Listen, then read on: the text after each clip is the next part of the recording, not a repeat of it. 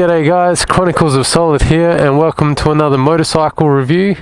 And today I'm reviewing this guy, the SWM RS650R.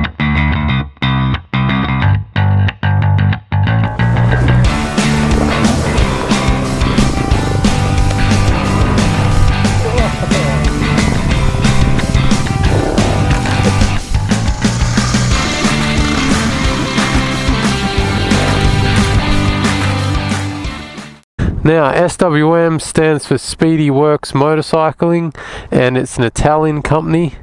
They began in 1971 and they went under in the financial crisis in the mid-80s, I think about 84, somewhere around there.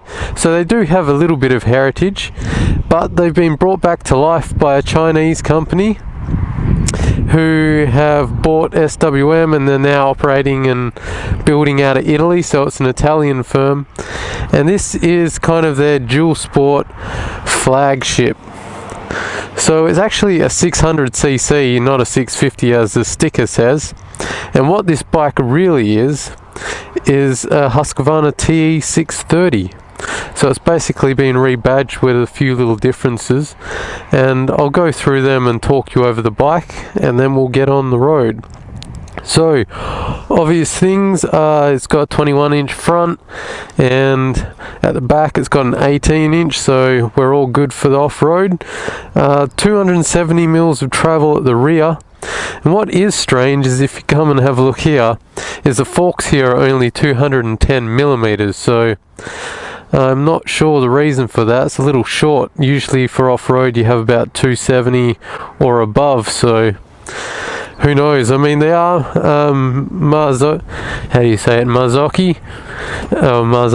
I don't know how to say it properly, but they're a fairly well-known brand of suspension, so that might be that they just didn't need the extra travel.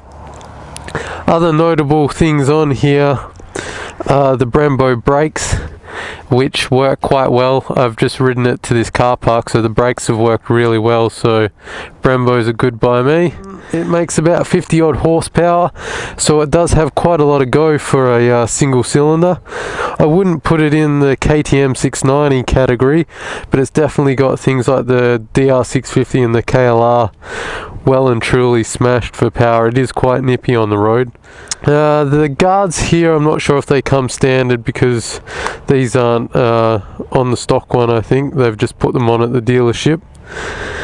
Overall looks, let me know what you guys think. It looks quite nice, though in my opinion probably a little too much red. I don't like the red frame, but apart from that it looks quite nice. So it's not a deal breaker for me. I wouldn't not buy an off-road bike just because of looks, because let's face it, it's going to get dropped. You're going to swap everything on it for accessories, so aesthetics isn't a big consideration for me for my off-road motorcycles. The other thing you can see is twin pipes. If I was going to own this, I would change it out and get a single just to save weight. So yeah, that's about it for going over it. You guys are getting a good look as I go around there.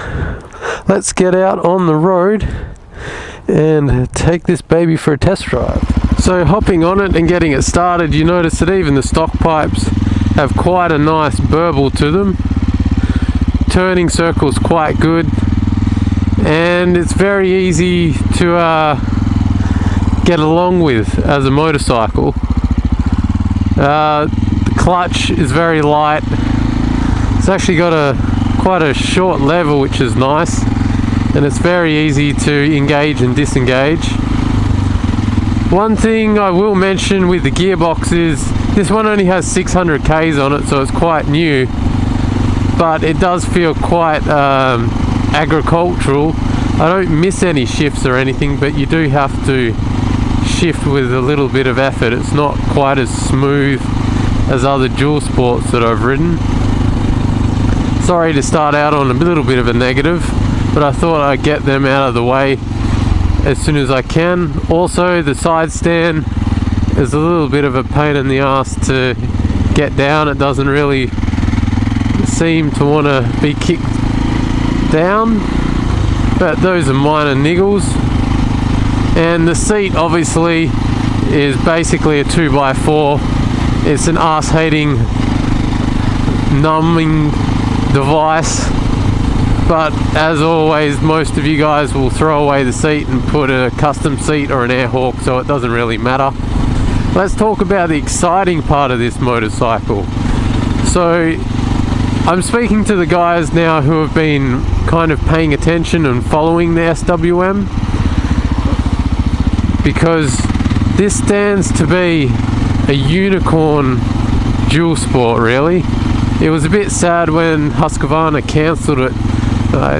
When was the last one? 2011? But we haven't really had, you know, someone that hits that midpoint between a KTM 690, which has its own issues and for some people too much power, and a DR650, which is on the other end of the scale, where it's quite basic and doesn't quite make the power unless you're doing some heavy modifications. Now this is light at 144 kilos. It makes 50 odd horsepower, and it stands to be that bike that everyone's screaming they want, you know, a light bike with enough gusto to do the open highway, but they can still take through the single track. So basically that's the reason why I'm coming and test riding it today, because I'm really interested in whether they've managed to accomplish that or not. One thing I've also noticed is the SWM suffers from the same problem as the WR250R does, and it's got quite a short gear changing lever, so that could be a bit annoying. But I've adjusted mine out and I can fit MX boots. I think the same might be possible if you adjust this accordingly. Like I said, the Brembo brakes on this are really good. It's nice to be on a dual sport that has really responsive brakes. Power is good. You definitely know it's there. Thank you for stopping. You definitely know it's there. You just twist in any gear and it just thumper does its job. It's very, very nice. Now the other really exciting thing about this is, because it is basically a Husqvarna TE630, all the aftermarket stuff for that bike fits onto this. And Safari and Barrett exhaust and a whole pile of manufacturers have actually confirmed and are now selling the old products for the TE630 for this SWM RS650R. So that means you can get a 25 litre petrol tank, custom exhausts, racks, bash plates, all that good stuff.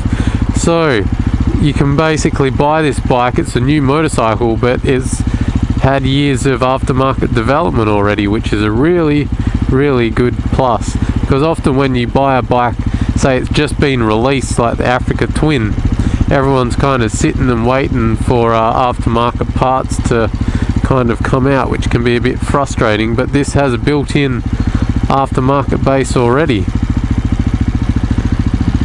Not many bikes can claim that.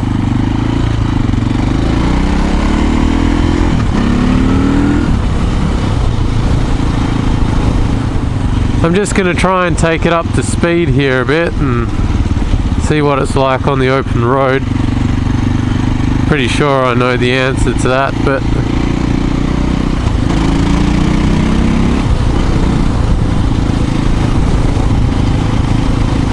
as I was mentioning before, the looks are distinctly Italian.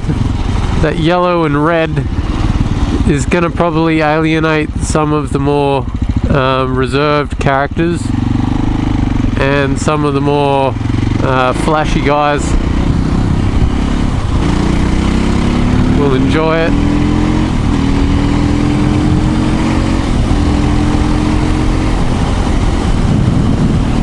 Yeah, it's gonna have no problem on the open road, guys.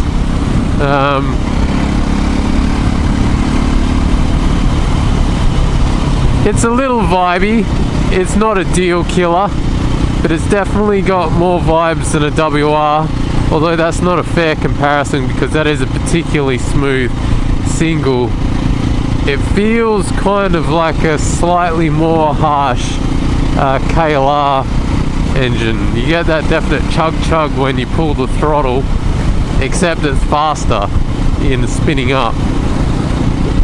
So a little vibey, but it's a single. It's not terrible.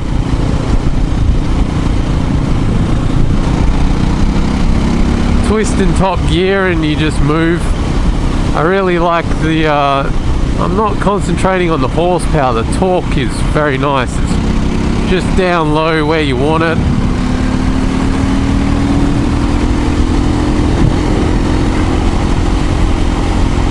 Very stable at speed too, which is nice. But keep in mind this doesn't have knobbies on it, so I don't think I'm supposed to go in there. Oh, there's a bit of dirt for you. I'm not going to take it down there just because, well,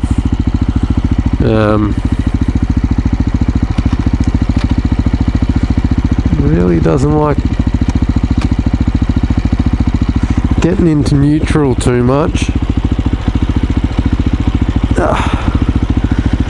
That kickstand is a bugger. Looks are growing on me. It's not quite as loud as it looks in pictures, especially the frame. It doesn't look too bad in real life. Now I'm not checking my Facebook, I'm just wanting to take a picture, so there's a nice shiny thumbnail for YouTube. Okay, let's get back to riding. The pegs are actually quite nice. They're a little wider than some other dual sports stock, so that's something nice for when you're standing up lots, and sometimes the soles of your feet can get fatigued from standing up on skinny pegs. These are quite wide and broad and supportive. You're definitely going to need, or at least for me, some bar risers on this, because I mean, in some ways it's good to standing up, you're in the attack position, which is fine if we were, this was just going to be a single track weapon or something, but a lot of you guys are going to be wanting to adventurize this thing, so you want to be comfortable standing up as well. So I definitely suggest some bar risers. Well, this will be a good test of how quick it is. Alright.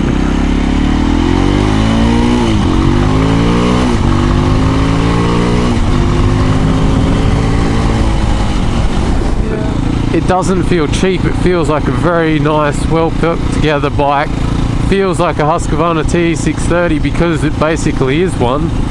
You've got the nice forks, you've got good brakes, great power.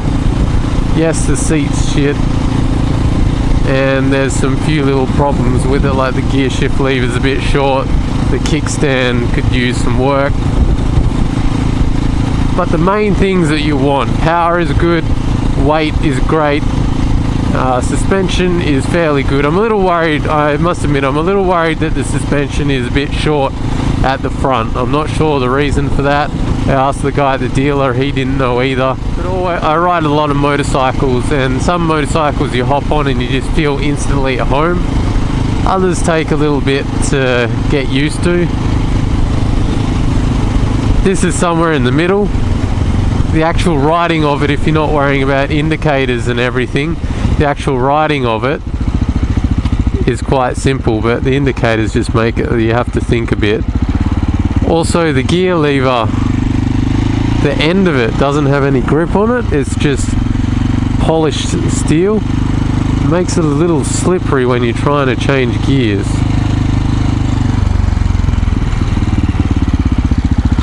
Welcome to Chronicles of Solid and random places in Western Australia. If you can't tell, I've never been to this town before, so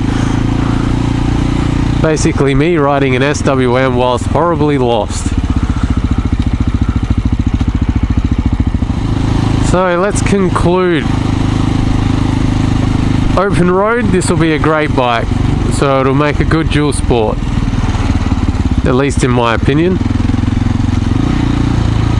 In the tight single track, it should be pretty good. It's very light for the size of bike it is. It's got plenty of aftermarket parts that have been proven for years on the TE630, so that's another plus. The only thing that's a little bit of a gamble is SWM have been out of the game for a long time, so it's hard to know on the quality of the small amount of components that they probably have done themselves for this motorcycle. So if you're looking for that unicorn motorcycle that's light but powerful enough to still be fun and do long miles with a bit of modification, the SWM RS650R could be that motorcycle. So once again, I've been Chronicles of Solid. Thanks for tuning in, and thank you to Moto Shop for lending me the bike to do the test ride, and I'll catch you next time. See you later.